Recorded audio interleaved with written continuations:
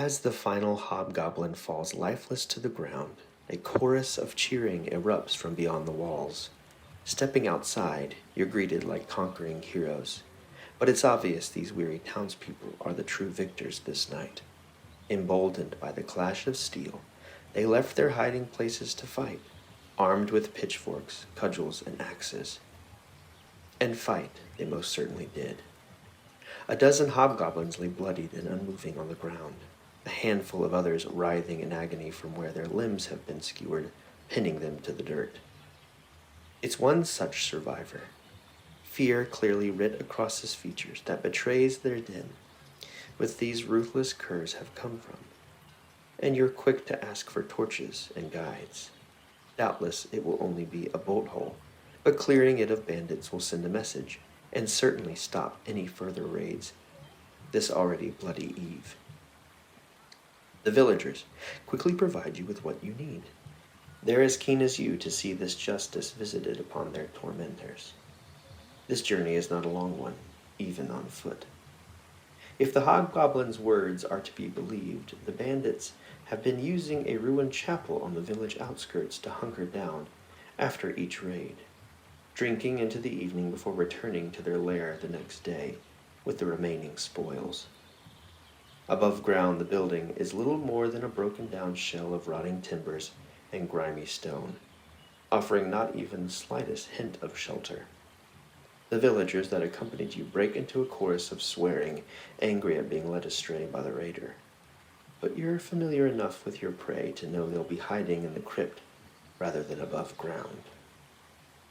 Sure enough, a set of tracks soon leads you to a heavy trap door, which you pull aside to reveal a narrow set of steps. The stench of damp and rotting meat assaults your nostrils from below, only becoming worse as you descend into the den. It's severe enough for several of you to wonder how the hobgoblins haven't attracted unwanted beasts and predators. Eventually you reach the base of the stairs and light a torch to banish the darkness. You're immediately confronted with a wretched sprawl of stolen trinkets and broken tools that only serves to deepen the level of enmity you feel towards these vile creatures.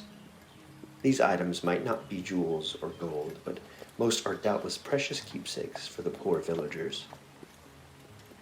To see them so callously thrown aside leaves you with a feeling of dismay and a stronger urge to enact retribution.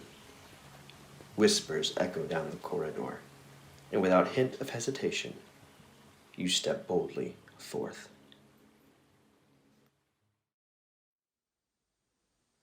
Hey everybody, welcome back to Save Your Game, and welcome back to Bardsung. Today we're taking on the Exploration Tutorial. If you haven't played the combat tutorial or you haven't watched our video on the combat tutorial, make sure you do that before you do this. Bardsung does this awesome job of easing you into the game by explaining different mechanisms as you learn. So you're supposed to take on the combat tutorial first, and we have a video for that on the channel, so go check that out. And step 2, as you learn this wonderful game, is to take on the exploration tutorial. And we're going to do that today. So I have our heroes set up on this tile that we're told to start with. It's the stair tile. And we put all of our heroes here on the stair printed zone. And before we jump in and begin our playthrough of the exploration tutorial, we're going to show you a few of the rules that are added. One thing to note as we begin here is that when we played through the combat tutorial, we actually used some of our hero abilities that allow us to replenish fate. Here's Night Feathers there. You can see there is an ability here on each character that allows them to replenish fate. And we started playing that way, but the rules don't actually introduce fate until this particular tutorial. And so we jumped ahead a little bit there. But now let's take a moment and look at some of the new things that we're adding to the exploration tutorial. So if you're continuing to unpack the stacks of cards that Bardsung intermittently tells you to unpack, once you come to this card, it'll say stop here if you're playing the exploration tutorial. Good luck.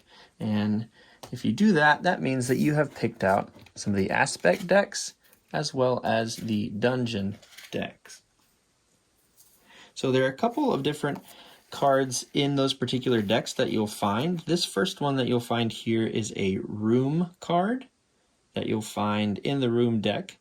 You'll also find a corridor card, this one right here, and you can see it looks more like a hallway than a full room. And there are also aspect cards here. So the first one you'll have here with the axe on it, that's a battle card. And then the other type, which is the question mark type, is the challenge card. And these are separate decks that you set up when you play a full game of Bardsung, but for now, we only have these 4 cards to worry about. Another thing you're going to want to take a look at before you start the exploration tutorial is you want to grab the exact rooms that are referenced on your 2 cards in the dungeon decks. This is the room card that you want to take, and this is the corridor card that you want to take. You want to make sure that you have the exact ones, and you can look at the placement of the zone dividers and also the placement of this icon here to tell you which one's which. This is one thing I actually wish Bardsung would change or do in updates or reprints, is put a reference card or a reference number here on these cards so you can find the exact tiles. It's a little tricky to find, but you want to make sure that you have the right ones because that'll affect how your playthrough goes. Another thing that I actually took a moment to clarify on Board Game Geek as I was reading some forums about this is that these particular tiles that you need to have close by are the right ones that are printed on the card. In your rule book, there are different tiles referenced in the kind of explanation pictures, and one of the actual employees of Steamforged Games says the right ones that you need are the ones that are identical to what's on the card. Don't necessarily look at the exact pictures in the rule book. Those are not the ones. They're just there as an example for play as you move on. And that was a little confusing. So the ones that you need in the exploration tutorial are the ones that I showed you, the exact ones you find on those 2 dungeon cards. Now, the way that we add tiles to our dungeon and continue through our playthrough of Bardsung is with this third action that we are now able to do on a hero's turn, the explore action. It goes a little bit like this. When one of your heroes is in a zone that's adjacent to what they're calling a portal, and a portal is one of these open areas that you can tell you can add something to, they can take an explore action. When they take the explore action, you go back over to the decks that I showed you a second ago. And in this case, since we're in a room, we're going to draw the top card from the corridor deck. If you're in a room, you draw a card from the corridor deck. If you're in a corridor, say like this one we're about to unveil, you would draw from the room deck. You always alternate. You go back and forth between corridors and rooms. Once you draw a corridor card, you're going to draw the tile from the stack that you see referenced on that card and place it on the adjacent portal. So you'll see here that this particular corridor tile has 2 portals, 2 possible openings, and it's up to the players to decide which side they'd like to go through. We'll just put it here for now. Once that is done, then you're ready to add some stuff to that corridor or room. Of course, we'll go up here to our aspect decks. I'll grab the card that is referenced on the bottom here, and we'll read it. So the foes that are in this particular tile are what are called disciplined foes. These cunning foes work in pairs, making them far more dangerous. Non-wandering monster enemies add +1 to their target number while they're in the same zone as one or more other enemies. So we'll stick that right here next to the tile that it applies to, so we remember that bonus that the enemies we're engaging with have.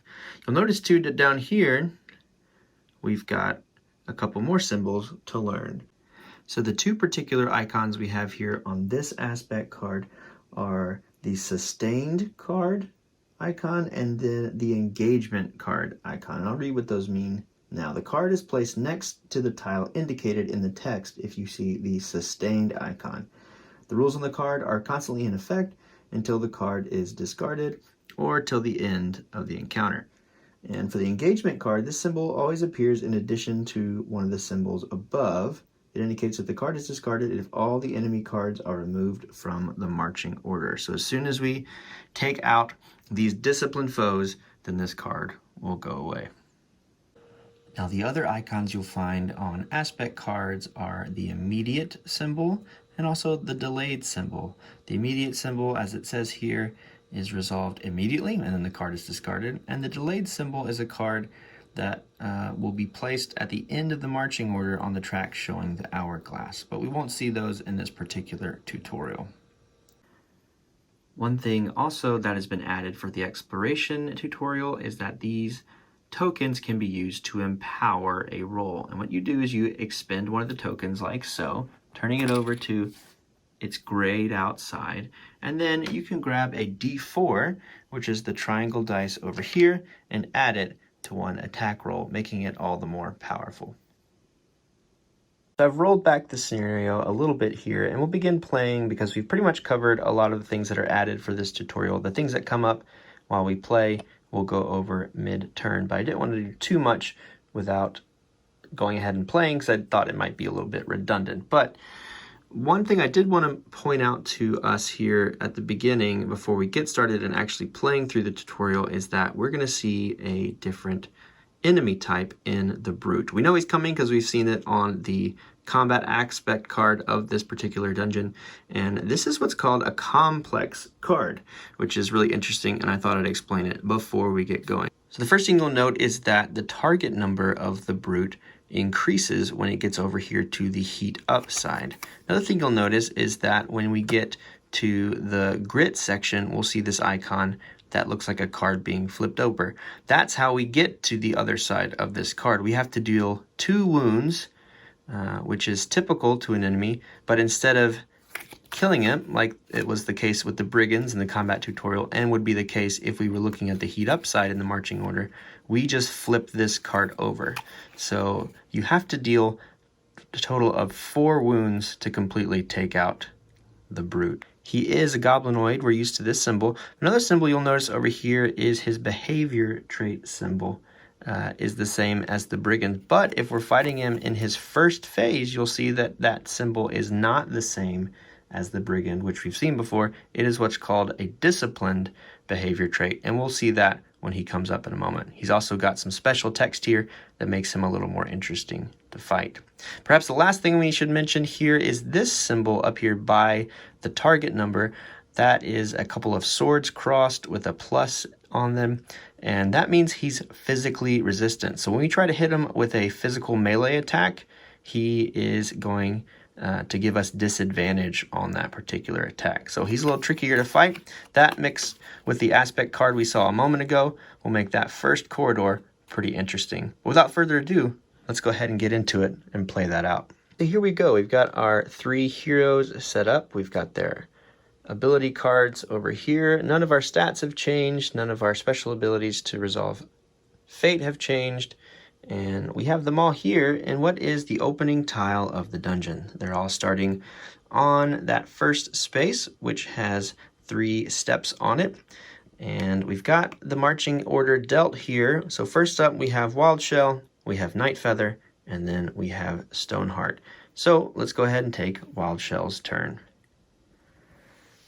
For his first action, we're going to do move, and I'm not entirely sure. I actually looked online. I think this is a separate zone here. It's a little bit tough to tell, but I'm counting the stair zone right here and this particular flagstone as a separate zone, just to make it a little more challenging. If it's not the case, then that's great. You get less movement, and you can go ahead less movement used, and you can go ahead and just use the explore action right off the bat. But we're going to say we have to use a movement as our first action, and then as our second action, we're going to explore.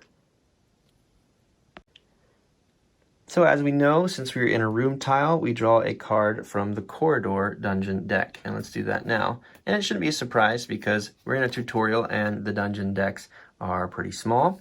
This is that hallway we've seen before. So let's go ahead and get that tile out again.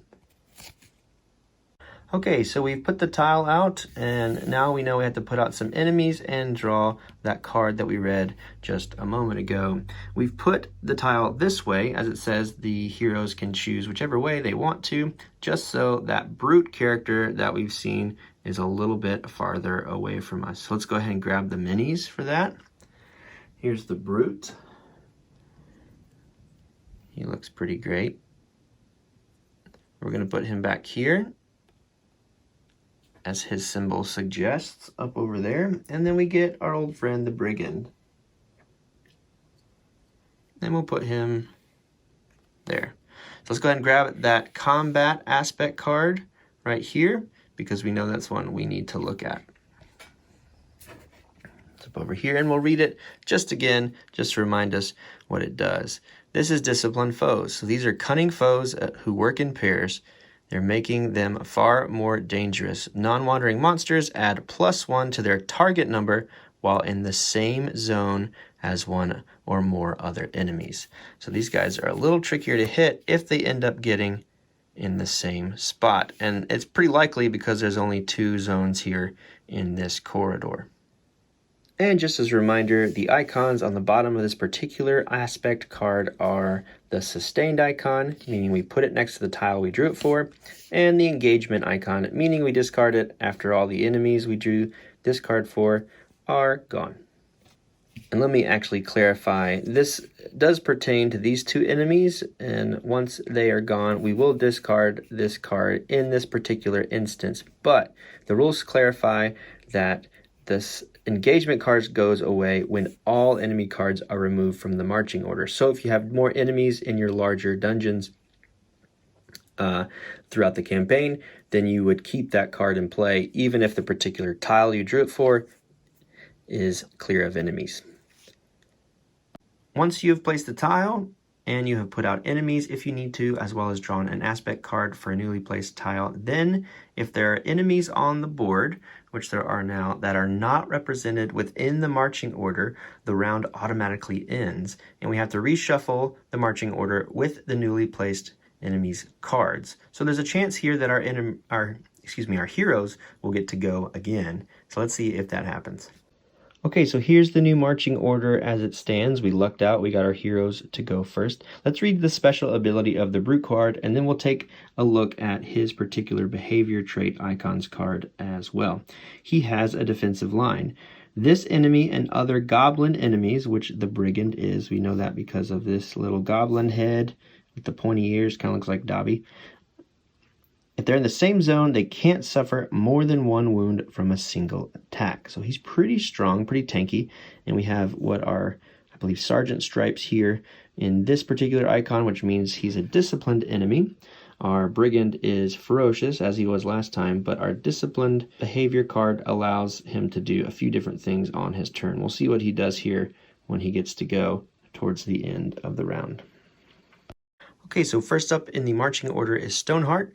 So let's go ahead and move her in and deal an attack to who we can reach, which is the brigand. We have 2 movement, so we'll move 2 zones. And again, I'm counting this first space here as a zone. I'm not sure if it is, but I think it is because it's got a pretty strong line right there. Yeah, so we'll use our 2 movement to move in here and roll an attack against the brigand. Let's grab one of our d20 and take a roll. Our target number is a 9. All right, so we rolled a 5 plus our 2 for strength, so we actually are going to miss our first attack against this guy. And that'll do it for our turn because we've done 2 actions. Next up in the marching order is Night Feather, so let's go ahead and move 2 with them. 1, 2, and we'll do the same thing. We will attack the brigand as well. We're going to go over here. We're going to use our Piercing Strike ability card, which we will add our Dex bonus to. So this roll is at a +2, and we're trying to get that target number of 9. We're using Piercing Strike because if we hit, we can roll at +2 on the damage die when we see if we crit or not. So here we go. All right, we hit for sure. That is a 16. Let's go ahead and grab our damage die, which I'll double check. That's right, it's the D6, and this is going at a +2. And we are going to get a total of 4, which will check the toughness of the brigand, and sure enough, that is a crit. Let's check Piercing Strike to see what we do on a crit, and that is here. 2 wounds, and we can move out of the space. So right off the bat, we're clearing this tile of the brigand, which is awesome. We will remove their card from the marching order and continue play from there.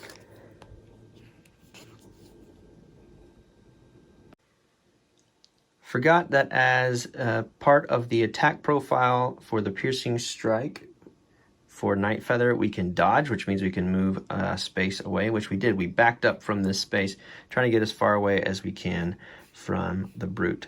At the beginning of Wildshell's turn, we can put a ghost token out in a space up to 5 away from where we are. So we're going to do that now. Let's grab one of our ghost tokens over here, and we'll go ahead and mark this brute character. We'll take a look at the abilities we have at our disposal, see what we'd like to do.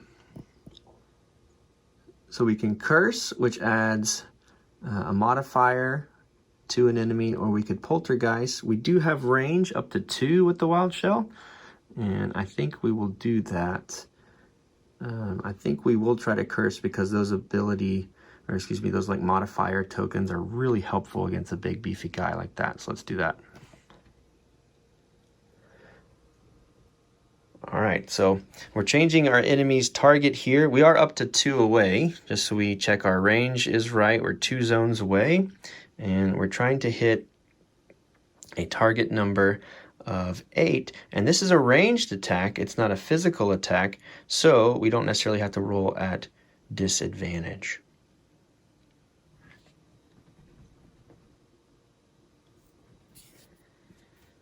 So we're grabbing our D20 here, trying to hit an 8, and we're rolling it +2 because we're using an intelligence ability. All right, and we have an 11 for a total of 13, and we will in fact hit the brute's target number. Let's go ahead and see if we crit.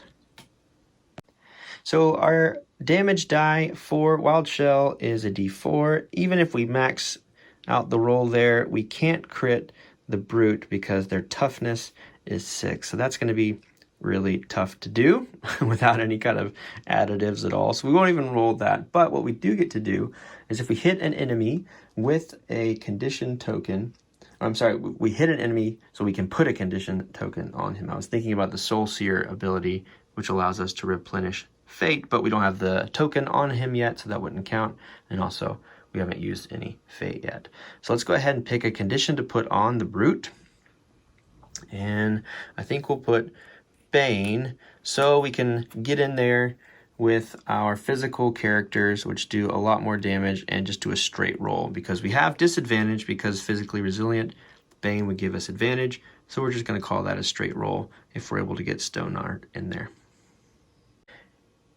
And I actually almost forgot, we've just used 1 action with Wild Shell, and we can't typically use 2 different abilities. We could use Curse again though, because of the particular text on that card, but for fun, I think we're going to go ahead and use our Poltergeist attack, which will be at advantage because it's not a physical attack, it's a ranged attack. So let's go ahead and roll a second attack for Wild Shell, and we'll go ahead and make it an empowered attack. We'll spend a fate, add a D4 to this particular roll in case we hit him, and then because of the condition token being there and the ghost token being there, we can replenish that fate right away. So let's roll an empowered advantage roll. This is a pretty awesome roll. We'll roll 2 D20. Someone in the combat tutorial video mentioned I should roll both, but I kind of like just rolling them individually and remembering which one's which helps me keep the numbers straight for whatever reason. But it's fine to roll 2 and just pick the higher. Here we go. All right, we got a 15, and that's +2, which is 17. We'll grab our D4 for empowered just for fun. Yeah, so an unnatural 20 there. Would have been nice if that was a natural 20 because that would have been a crit. But yeah, we're not necessarily gonna hit. Let's see what our hit does. Or we're not necessarily going to crit. We can push the enemy with a hit. We're not gonna deal any wounds because it's impossible to crit right now with Wild Shell against the brute. Because as I mentioned before, his toughness is 6. Our damage die is a 4. And yeah, we just rolled a 2 on that. No way to get up to his toughness to crit and deal damage for Wild Shell. But we will end his turn and go from there. The Brute is up next. So to clarify something I said just a moment ago about Soul Seer, you replenish a fate when an enemy in the same zone as a ghost token gains a condition, not when you hit an enemy, which we did, but we don't actually get to replenish that fate up there because he already had the condition token. It wasn't when we added the condition token that we were able to replenish fate. So just a little clarification there on Soul Seer. Now it's the Brute's turn. Let's look down at his behavior trait and we will see what a disciplined enemy will do. The first thing they'll do is attack a hero in the same zone. We actually don't have any heroes in his zone, so the next thing the Brute would do is to charge a hero in an engaged zone. They can't do that, no one's engaged. Thirdly, they'll charge a hero in an unengaged zone. Charge means they move up to their movement and attack. So we will charge just straight ahead here and engage with Stoneheart, and we'll move Bane with them. And we will roll a defense roll for Stoneheart here in a second. So just as a reminder, when we roll a defense roll when an enemy is attacking us, we take a look at the second icon down in our left column of icons for our resilience score. That is what we add to our d20 roll to try to match the target number and not be hit by the Brute. So let's see if we do that. This roll is a +2. All right, that it will do it. That is a total of 19, which is well past the 8 target number we need to not be hit by the Brute. And with that, that is the end of their turn. Okay, so here we are back again in the next round of combat. One thing I did just a moment ago is removed the Bane token from the Brute. We forgot to remove that after Wild Shell had rolled that next roll. But I changed up the perspective here to give us a little bit of a different view of the battlefield since we've looked at a lot of the cards in iconography a good bit, so I thought this would just be an easier way to not have to move the camera as much. So here we go. First up in this round is going to be the Brute. Let's check their discipline behavior trait card. The first thing they want to do is attack a hero in the same zone, which we have that in Stoneheart right there in the same zone. So let's roll a defense roll for her.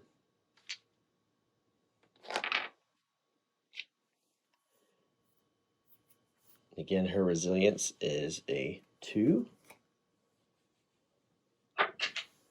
All right, so that is a total of 18. So the Brute is going to miss. And next up is Stoneheart. So I'll take a look at her 2 abilities here. And I think what we'll do is go for a balanced strike. Rolling at disadvantage because it's a physical attack and the Brute is physically resilient. So we'll roll 2d20.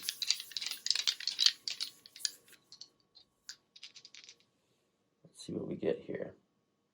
All right, we've got a 1 and an 8. One thing that I haven't yet mentioned, and it comes to restoring fate tokens, any time you roll as a hero a 1 or a 20, you can replenish a fate. So we will go ahead and do that. Yeah, we get to replenish a fate.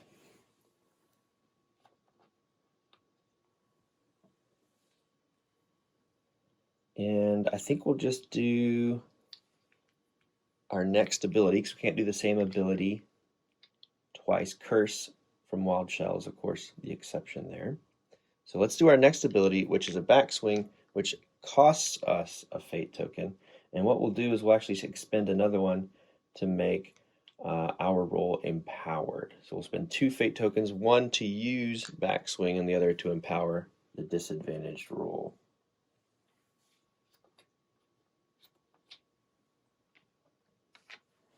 All right, rolling 2 dice, picking the lower. The lower is an 8. We're going to add a d4 to that, although we already are going to hit, which is great. And so that's going to be a total of 10. We rolled a 2 on the d4 because we're empowered. And let's roll our damage die to see if we crit. doesn't quite matter if we crit because we can only inflict 1 wound per attack, but we'll just do it to see what happens.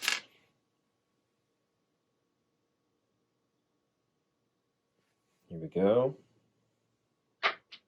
And it's a 2. It's almost an 8, but that's not going to be enough to crit and push the brute back. But we did get to inflict 1 wound because of the hit on backswing, which is great. Halfway there to turning that card over. Let's go ahead and end Stoneheart's turn. We'll move on to Night Feather.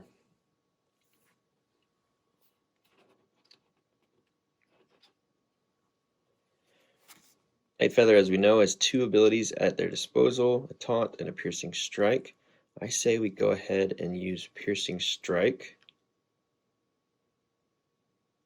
We'll need to move into the space first because we get to add that +2 to the damage roll if we hit.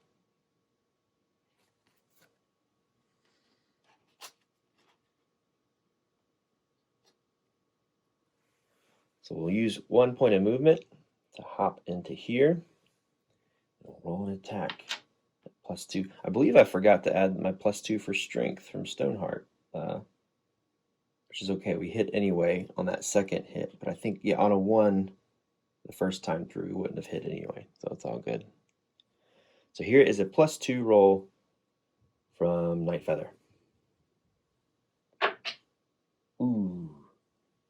And it should be a disadvantage, actually. That'll probably do it right there, that 4 and 7. Yeah, so that's a total of 6. It's close, but not enough to hit. Okay, that's all right. What we'll do now is move back because we can dodge when we miss. Move back here, and that'll be the 2 actions for Night Feather. On Wild Shell's turn, what do we want to do?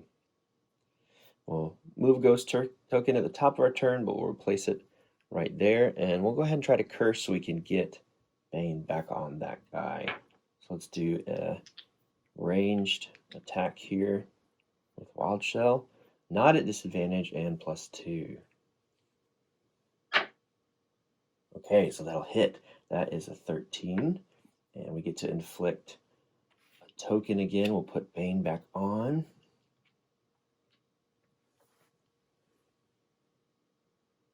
And no way to crit, but we'll roll the die for fun because rolling dice is fun. That's a 2.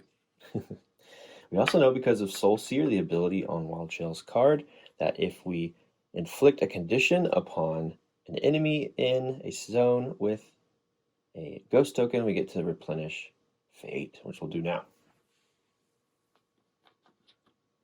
All right, we have another action with Wild Shell.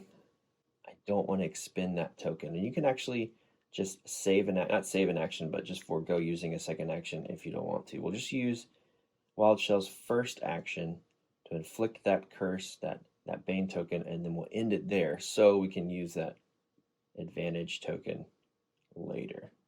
So that's what we'll do. So let's put out some new cards here for the next round. We've got Night Feather, Stoneheart, Wild Shell, and then the Brute. That's great.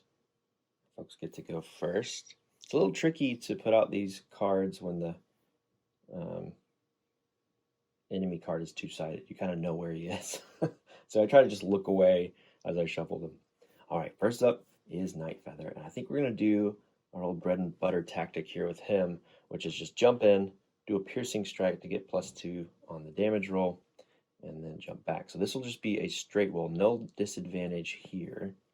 And, you know, this one I think we will make empowered. Yeah, let's try that. Spin Fate, power it. We're going to add a d4 to our straight roll. We'll go ahead and remove Bane so we don't forget to. That is a natural 20. That is an auto crit, which is awesome. And one thing I don't think I've been able to mention yet is that the Night Feather's ability is isolated target. What that means is if they crit an enemy and they're the only enemy in that zone, then you get to replenish fate. So we'll get one of those fates back by right away. And because of the natural 20, we get to replenish another one. So all of our fate is back up, which is awesome.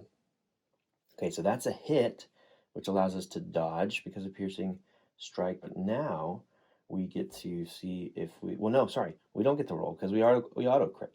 And that means we deal just the one wound because we can only deal one wound per attack because of the defensive bonus of the brute. Oop, that's the wrong side. Defensive line.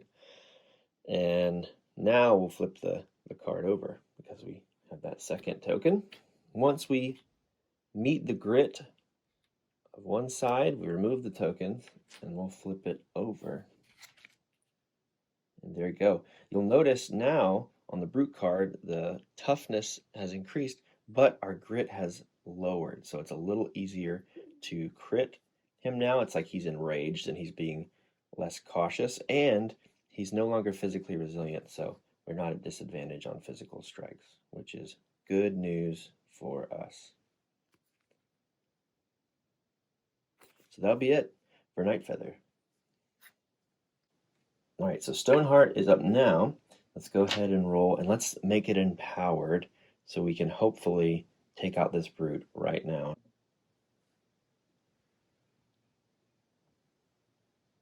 All right, so one roll at +2 coming. Empowered from Stoneheart. Here we go. All right, we got a 6. We need to roll max on the D4, which we didn't. So we're going to miss that first one, but that's okay. We get another attempt, and we need to decide what ability that was. We'll say that was Balanced Strike, and we will use Backswing this time around, which costs a fate token.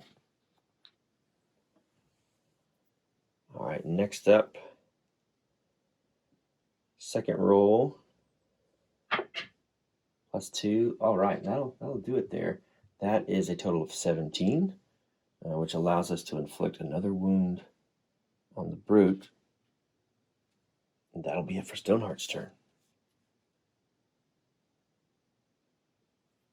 Okay, so next up on Wildshell's turn, we are going to just curse again to see if we can Bane and get advantage on the strike we need to take out this big guy. So let's see if we can do that. Here's a roll at +2 because of our intelligence score, doing the curse ability from Wildshell. All right, that is a 7, and that's not going to do it. That's not going to be enough. We'll try again because we can use curse twice. No, even worse. So that is a 2, which would be +2, which is 4. And so poor Wildshell is not going to be able to do anything on his turn. For the brute's turn, we'll look at their behavioral trait card, and we'll have them attack a character in their own zone. And I'm just now realizing that I meant to dodge back here with Nightfeather. So it'll just be Stoneheart taking the attack again. Here's our defense roll. +2 because of our resilience. All right, 17 + 2 is 19. No hit from the brute this time around, so that's good. And that'll be it for that round of combat. Okay, so we're back again in this new round of combat. We actually drew the same initiative order, which is always fun and always good when the heroes go before the enemy you're fighting. Let's move our bird friend back into the space to be able to do some combat with the brute, and we'll roll here to +2 from our dex, a piercing strike. All right, so roll coming. Uh-oh, that is a 2. Plus the 2 from our dex is not going to be enough to make contact with the brute's 10 target number, so we will dodge back into our spot. So the next hero up in the initiative order is Stoneheart. We will go ahead and take an attack against the brute, and hopefully this will do it right here. Here we go. All right, we will spend our last fate token that we have here to empower this attack, and then we'll roll. Here's our roll at +2, plus a d4 because of Empower. That is a 12, plus 2 is 14. The d4 makes it a 18, and that should do it right there, friends. We're using our Balanced Strike. Again, that's the one I always start with. I need to remember to declare the ability before I do it. Try to get the glare off. Yeah, and that is a hit. We don't really need to crit because we're already inflicting 1 wound, which is, according to the score right here, the grit, that means that the brute has gone. All right, what do we have here? An awesome looking mini. We bid farewell. Okay, so now that the brute has left the table and all their enemies have left the table, due to this engagement card being nulled, we'll remove it, discard it, and we can continue with Stoneheart's turn. That was her first action, and so she'll get to do another one, which will just be movement. We'll move as far as we can go, and that's it, since she can't use the Explore option. And Wildshell's turn, he can move as well, but he can also add some ghost tokens at the start of his turn, which I don't really feel like we'll need to do at the moment, so we won't do that, but we will use movement. And Wildshell will be able to explore for the second time this game. So now we're here at the edge of this corridor tile, and we're using the Explore action. Since we're in a corridor, we will draw from the room deck. And we know what this is. We happen to take a look at it. There's only 1 card in the room deck for this tutorial, so we'll flip it over. As you can see, we've got 2 exits there. We have a door symbol there. This means you placed a door there, but we're not going to do that for the exploration tutorial. We will grab the tile, however. So we'll go ahead and we'll place this right here. And the rules tell us that we're trying to make it from the starting edge of the map way down here to this printed crease on the map in the middle of the board right here. So we know we're getting close to the end of this exploration tutorial. We still have a lot of things to do first before we can finish. We'll check back at the card we used to put this out, and we'll see that there is a question mark here, meaning we have to draw a card from that particular aspect deck. It's the challenge deck. Yeah, so let's go ahead and read this Wounded Hobgoblins card. Several bandaged hobgoblins lay across the ground, groaning in pain. Place D4 corpse tokens on the current tile, distributed across zones as evenly as possible. If a hero moves into the same zone as a corpse, they make a target number 10 charisma action roll. If they fail, replace each corpse token in that zone with a brigand. The brigands begin with a wounded token. All right, so we have a sustained challenge aspect card here that we have to put out some corpse tokens for. So we'll enact what we need to do for the challenge aspect card in just a moment. But we also know, based on what the rules tell us and how to end the exploration tutorial, that we grab the stairs token and place it on the dungeon tile with this particular symbol right here. And once we get there, we can spend an action to escape, and once all the heroes have escaped, our turn ends. One thing we also need to remember to do is after we explore, we automatically move the hero that explored into the first space on that tile. So we'll move Wildshell forward. That would have been their second action, so that round will end. But first, let's go ahead and put out some wounded hobgoblins. So we're going to roll a d4 to see how many hobgoblins we need to take out. And we're going to put out 3. So we're going to grab these corpse tokens, which are the poor guys with the X's for eyes, and we'll distribute them evenly. And I think what we'll do is put them on here, here, and here, just to make things interesting. Once a dungeon tile has been put out and we followed through all the things the aspect card tells us to do, we then shuffle the marching order. So here's our last order right here. The Wildshell actually gets to go again, and we'll begin their turn. We don't have to roll for this particular corpse token because the card tells us that when we enter a space with the corpse token, then we roll the charisma check. But they're already in that space when the tokens went out, so I'm not going to count it. So what we can do is move towards that exit, but we will have to roll a charisma check as soon as we do and see if that hobgoblin continues to nurse its wounds or if it jumps up to attack us like a cornered dog. So here we go. We're going to move with 1 point of movement to the stairs, and let's go ahead and roll a charisma check. This is the first time we've used another attribute apart from the ones we have tied to our combat abilities, so we need to check our character attributes, and sure enough, over here, charisma is not one that Wild Shell, or in fact any of the heroes we're playing, has a bonus in, so it'll be just a straight roll every time. So here's our charisma roll for a target number of 10. We basically have a 50-50 shot of passing or not. Here we go. And it's an 18. So that wounded hobgoblin in Wild Shell's spot does not jump up. And we'll use the second action on Wild Shell's turn to escape. That means we take the character off of the stair token and we remove their card from the marching order. So one by one, we're escaping this dungeon, and next up will be Stoneheart. Stoneheart will go ahead and use 2 points of movement to make her way to the stairs, but first we have to stop here and make an action roll to see if we spawn a hobgoblin, and here we go. Let's see what happens there. That is a 9, so that is a fail, meaning that a wounded hobgoblin is going to jump up in this spot. So let's go ahead and get that out. Now that we have an enemy mini on the board, we need to end the round immediately and go ahead and reshuffle the marching order, adding the card for the brigand in there. One thing I haven't had to mention in either of these videos, I believe, is the idea of parting blows. I may have missed that in the combat tutorial now that I'm thinking about it, but I hope not. I don't think so. I pretty much stayed engaged the whole time, if I remember correctly. But if you ever move out of a space with an enemy, you have to make a defense roll, adding your normal resilience to it as you would. So if Stoneheart was able to finish her turn, if we hadn't ended the round, I would have tried to move toward those stairs. And if so, we had to roll defense.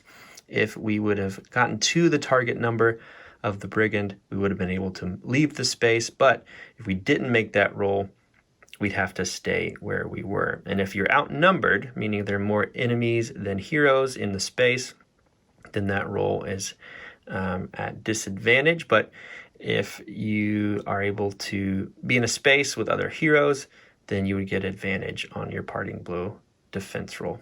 So let's go ahead and shuffle up the marching order here. Shuffling with one hand is always fun.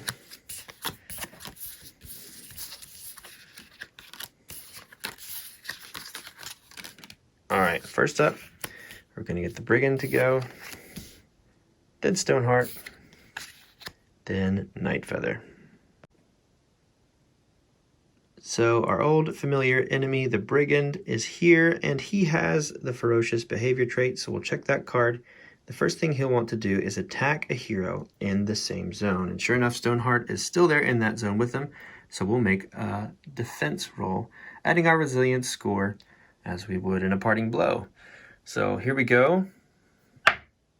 A 3 plus a 2 is a 5, therefore we're going to get another wound. We did not meet the target number of 9 up there, so Stoneheart is taking a little bit of a beating here, getting her second wound card. Let's go ahead and grab that.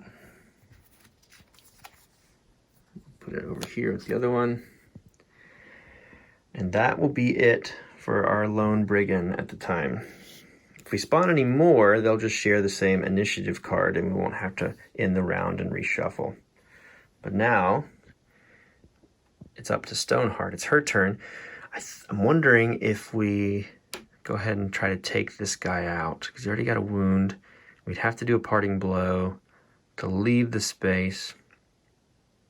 Yeah, let's do it. Let's try to mitigate being overwhelmed, and we'll take an attack roll with a balanced strike. And let's make it empowered. We'll spend a fate token to make this an empowered roll. All right, here we go. We're going to roll +2.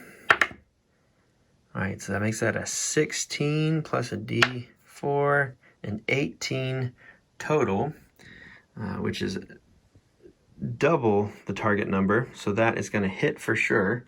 So we'll take them out with one more wound, but we'll roll for a crit just for fun. And that's the wrong die. That's a D6. She rolls a D8. Where's my D8? There it is. Yep, and sure enough, that's a crit. So handily defeating the brigand here will take it off. Oh, and this is interesting. I suppose, since there are no enemy minis anymore, we probably take the card out of the marching order, which is interesting. Yeah, and I guess we'd have to do it again if she spawns one here in a moment. But yeah, we'll take the card out. And for her second action, that was her first. We'll move up here, do the stairs. We won't be able to escape this round, but let's see if we have another brigand to deal with. So 50-50 chance on a charisma roll here.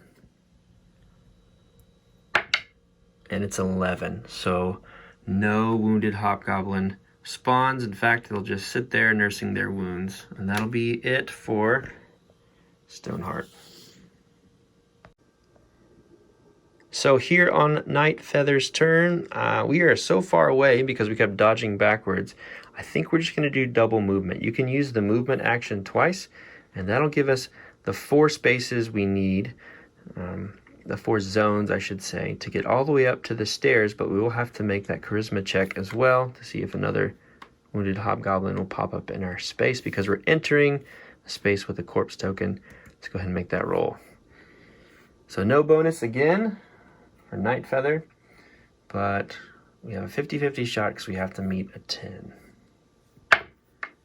And it's a 17, so yeah, no spawning brigands there. And well, I guess that's it, friends, because our next turn we'll shuffle marching order, but there are no enemies in the marching order, so each of the actions that we need to be able just to escape on the stairs we will have without any interference from enemies or any other pesky things that might plague us in this dungeon. So instead of just doing all that, we'll say, hey, you know what, we won. We use an action on Night Feather's next turn to escape. We use an action on Stoneheart's next turn to escape. And that's it for the Exploration Tutorial of Bardsung. And I am really enjoying this game so far. I've played a few dungeon crawlers before, and this one is really just sitting well with me. I'm really enjoying it. I'm going to do a little bit of the campaign research and see what it takes to start that. And as long as people are enjoying it, I'll keep documenting my progress through this game.